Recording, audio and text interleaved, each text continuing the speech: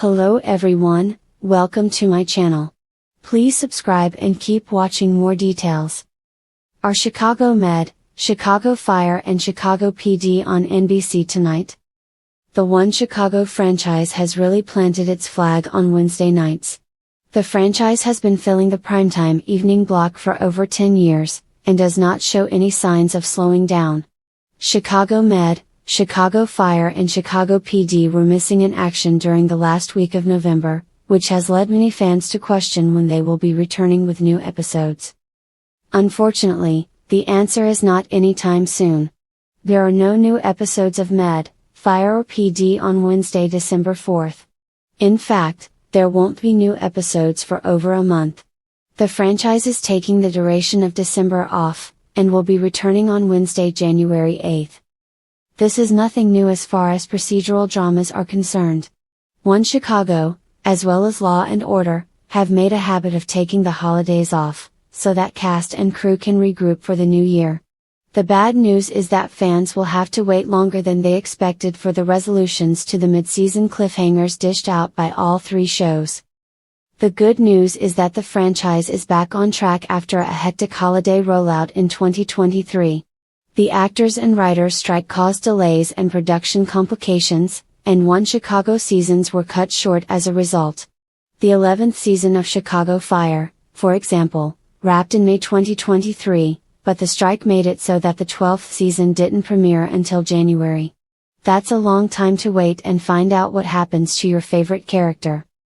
By comparison, the wait for the upcoming winter premieres are not that severe. Plus, there are lots of exciting storylines to follow through on. Chicago Med is balancing the uncertainty of Dr. Dean Archer, Steven Weber, and his future on the show with Dr. Goodwin, Essie Patha Murkerson, and the fallout of her near-fatal stabbing. Chicago PD will see the IU attempt to move forward, despite the fact that Deputy Chief Reed, Sean Hattasey, may be using his knowledge of the Dante Torres, Benjamin Levy Aguilar, scandal to blackmail the team into doing his bidding.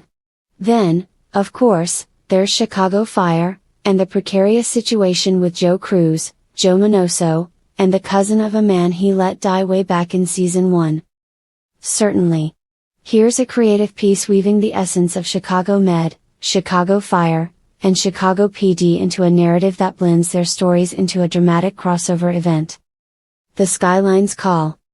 The crisp Chicago wind howled through the city streets, twisting around skyscrapers and cutting through the bundled coats of pedestrians below. Tonight wasn't just any Wednesday, it was a night when three pivotal forces of Chicago's lifeblood, Med, Fire, and PD, were poised to collide in a way no one could have foreseen. At Gaffney Chicago Medical Center, Dr. Will Halstead tightened his coat as he pushed through the hospital's sliding doors. The ER hummed with the usual chaos, patients groaning, nurses bustling, and monitors beeping, but something felt off tonight. The tension in the air was palpable. "Will?" Dr. Natalie Manning called from across the hall, her face pale. "We've got incoming, mass casualties. A gas explosion on the north side." Will's stomach dropped. He nodded, bracing himself for the storm ahead. Within moments, the emergency department was flooded with victims. A firefighter with soot streaking his face stumbled in, gripping his helmet like a lifeline. "They're still pulling people out," he rasped, coughing. "We need oxygen tanks and medics at the scene." Natalie asked, her voice steady despite the panic around her. The firefighter, paramedic Sylvie Brett from Firehouse 51, shook her head. "He's there. Commanding. But they need all the help they can get." Will exchanged a glance with Natalie. They both knew what this meant, lives were hanging by a thread, and they were about to join the fight head-on. At Firehouse 51, Chief Wallace Bowden stood amidst the swirling chaos of the explosion site, barking orders to his team. Flames lit the night sky, painting the city in an eerie orange glow. Smoke billowed, making it hard to see more than a few feet ahead. "Severide," Bowden shouted, his voice cutting through the roar of the inferno. Lieutenant Kelly Severide appeared through the haze, his turnout gear charred and his expression grim. "We've got 3 more trapped in the East Wing," he reported. Building's unstable, though. We need to move fast. Do it, Bowden commanded. Cruz, Ritter, back him up. Joe Cruz adjusted his oxygen mask and nodded. Got it, Chief. As the firefighters raced toward the crumbling building, Bowden's radio crackled. Chief Bowden, this is Sergeant Voigt with intelligence. We need to talk. Bowden frowned, stepping away from the immediate chaos to answer. Voigt, this isn't a good time. Make time, Voigt growled. This explosion isn't an accident, it's arson. And we've got reason to believe it's tied to something bigger. Bowden's jaw tightened. Bigger how? You'll find out soon enough. Just keep your team safe. And with that, the line went dead. At the 21st District, Detective Jay Halstead paced the bullpen, his phone clutched tightly in his hand. The call from Voigt had been brief but ominous. Jay's gut told him this wasn't just a random act of violence, it was personal. Jay, Detective Haley Upton said, stepping into his path. What's going on? It's Will, Jay admitted, his voice low. He's at Med, handling the casualties from the explosion. Upton placed a reassuring hand on his arm. He'll be okay. But we need to focus. Voigt thinks this explosion is just the beginning. There's chatter about a second target. Jay nodded, his jaw set. Then let's find whoever's behind this before it's too late.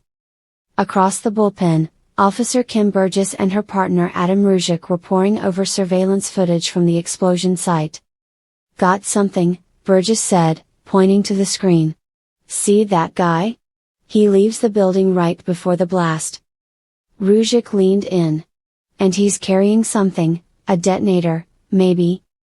Let's find him, Voigt said, stepping into the room with his trademark intensity. No one else dies on our watch. The collision. Back at the explosion site, Severide and his team were making progress. They'd pulled 2 of the trapped victims to safety and were searching for the third when a new danger emerged. Kelly, watch out, Cruz shouted. The floor beneath Severide buckled, and he barely managed to leap to safety. The third victim, a young woman, was unconscious but alive. Cruz and Ritter worked together to carry her out while Severide radioed Bowden. Chief, we're clear, but this building's about to come down. We need everyone out now. Understood, Bowden replied. All units, evacuate immediately. As the firefighters retreated, Bowden's radio crackled again. Chief, this is intelligence. We've got a suspect in custody. He's talking. What's he saying? Bowden asked. He claims there's a second bomb, Voigt replied. And it's somewhere downtown.